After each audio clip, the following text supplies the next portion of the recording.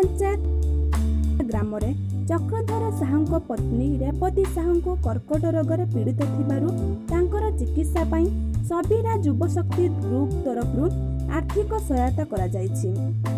ଯୁବଶକ୍ତି ଗ୍ରୁପର କର୍ମକର୍ତ୍ତା ଦୈତାରୀ ଦାସ, ନବକିଶୋର ନାୟକ, ମାନସ ରଞ୍ଜନ ନାୟକ, ସୁରେଶ ପଲେଇ ମୁଖ୍ୟ ଓ ଅନ୍ୟମାନେ ମିଶି ଏହି ମହିଳାକୁ ଆର୍ଥିକ ସାହାଯ୍ୟ ପ୍ରଦାନ କରିଛନ୍ତି।